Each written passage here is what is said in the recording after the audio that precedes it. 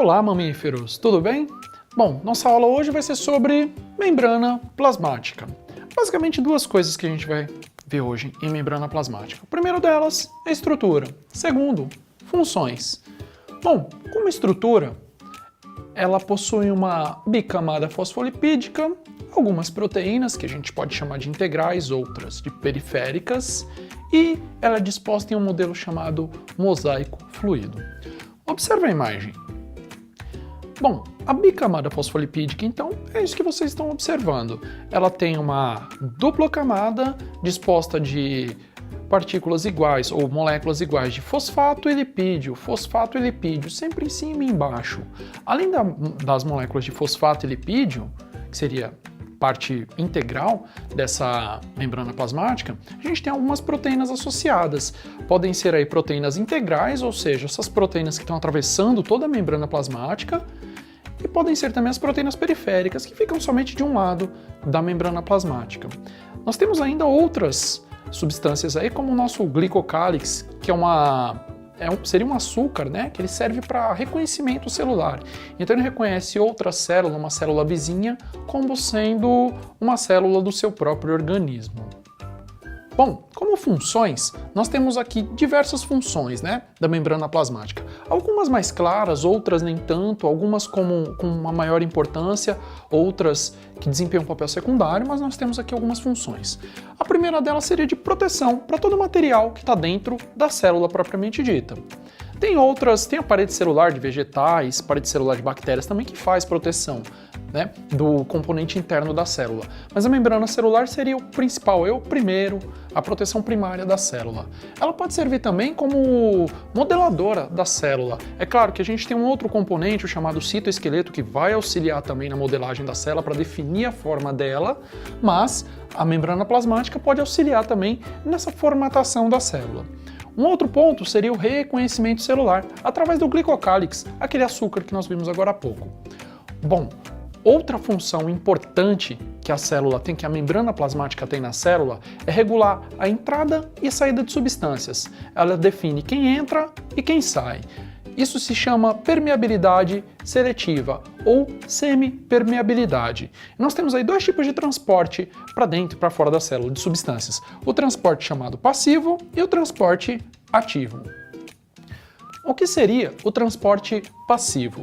É um tipo de transporte que não consome energia. Energia a gente pode pensar aí como uma molécula de ATP, então o transporte passivo não consome energia. Geralmente esse transporte de substâncias ocorre a favor de um gradiente de concentração, ou seja, se todas as moléculas estão entrando para a célula, esse fluxo vai ser seguido por outras moléculas também, então não vai ter gasto de energia muito por conta disso. E nós temos três tipos aí: a difusão simples, difusão facilitada e osmose. E nós temos também o transporte ativo, que é um transporte um pouquinho diferente porque ele consome energia na forma de ATP, ele ocorre contra um gradiente de concentração, e o exemplo maior que nós temos aqui é a bomba de sódio e potássio. Observe a imagem. Nós temos aqui um primeiro exemplo de transporte passivo, que seria aí a difusão simples. A difusão simples, ela vai funcionar basicamente como um espalhamento de moléculas dentro de um meio, para poder todas elas ficarem distribuídas de forma igual dentro de uma substância, ou dentro de um meio, no caso aí. A difusão facilitada é um transporte um pouquinho diferente, né, da difusão simples, porque ela tem um facilitador aí que auxilia a substância ou a molécula a entrar para a célula ou até sair da célula. No nosso caso aqui, vamos pensar em entrada. Bom, para poder a molécula entrar na célula, ela vai precisar dessa proteína que fica na membrana plasmática.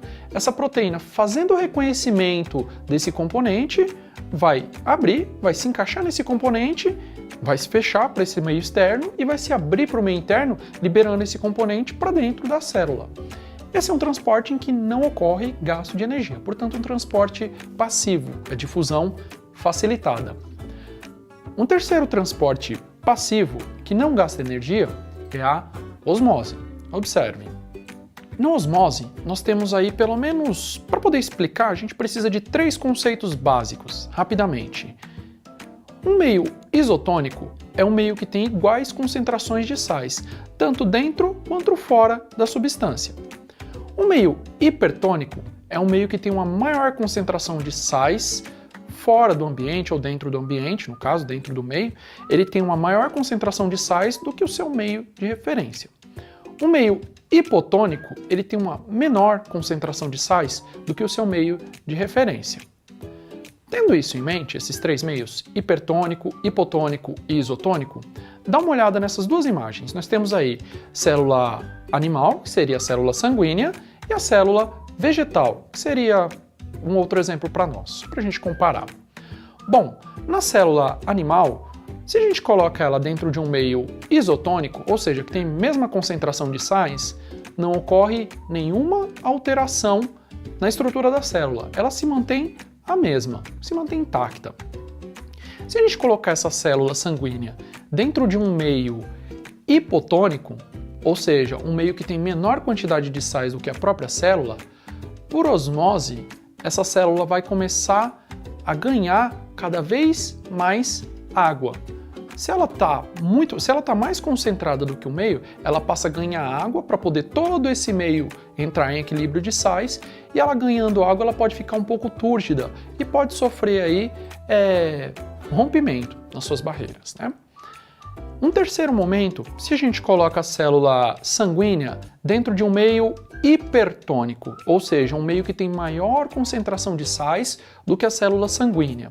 Quando a gente coloca a célula sanguínea nesse meio hipertônico, a tendência é que ela perca a água para poder a água que está dentro da célula sanguínea tentar equilibrar as concentrações, a concentração de todo o meio, né? Então essa célula acaba perdendo água para o meio para poder tentar regular esse ambiente em que ela está. Então a célula no meio hipertônico, aí ela perderia água por osmose. Isso tudo aconteceria na célula vegetal, como vocês podem observar aqui abaixo.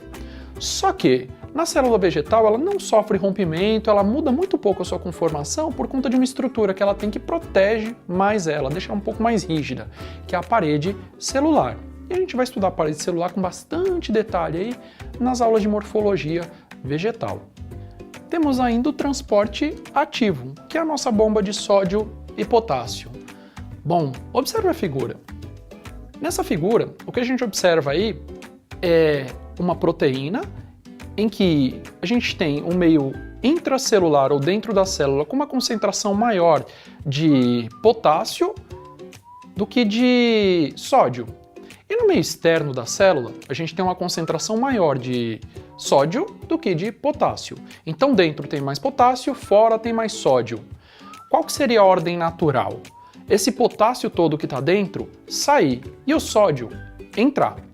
Bom, o que vai acontecer aí? Para poder a célula manter o equilíbrio com toda a quantidade de sódio necessária fora da célula e toda a quantidade de potássio dentro da célula, ela vai utilizar essa proteína para poder regular, para poder não deixar todo o potássio escapar e nem deixar todo o sódio entrar. Então, em um momento ela se abre para o ambiente externo, capta potássio, coloca ele para dentro, então ele vai contra um gradiente de concentração, contra o fluxo das moléculas, né? Imagina aí a seguinte situação, né? Você está dentro do metrô, 6 horas da manhã, no centro da cidade, o metrô vazio e você querendo sair, só que a plataforma está lotada. E imagina que para sair você vai gastar um pouquinho de energia, né? No mínimo. Então é basicamente isso que vai acontecer com essas substâncias. Elas vão contra o gradiente de concentração ou contra o fluxo natural. Indo contra esse fluxo natural, elas vão gastar energia. Vai ter gasto de energia aí na forma de ATP. Na bomba de sódio e potássio ainda, vamos observar a figura novamente com um pouquinho mais de cuidado. Todo o sódio que está entrando para a célula, ele é carregado nessas proteínas e é levado para fora. Essa proteína, então, se fecha para o ambiente interno e se abre para poder liberar esse sódio para o ambiente externo ou para o meio extracelular. Na medida em que essa proteína se abre para poder liberar esse sódio, ela vai encaixar potássio dentro da sua conformação. Quando ela encaixa esse potássio dentro da proteína, ela vai se fechar para o meio extracelular e vai se abrir para o meio intracelular para descarregar esse potássio dentro da célula. É isso que vai acontecendo no mecanismo de bomba de sódio e potássio. Seria uma proteína que vai trabalhar com essas duas substâncias, com esses dois átomos, com esses dois íons, no caso. Uma outra função importante da membrana plasmática é o processo de endocitose, ou seja, o processo de englobamento de algumas partículas, né? A gente pode ter a fagocitose ou a pinocitose. Observe a imagem. Na fagocitose, a gente observa que tem um fragmento fora na superfície da célula, ou fora da célula, no caso, e a membrana plasmática projeta aí falsos pés ou pseudópodes, e esses falsos pés abraçam essa partícula, trazem para dentro da célula, na forma de uma vesícula, e eles vão fazer a degradação dessa pequena partícula. Esse processo é chamado de fagocitose, ou seja, englobamento de partículas sólidas. Por um outro lado, a gente tem a pinocitose, que está logo na próxima figura. A pinocitose é o englobamento de partículas líquidas.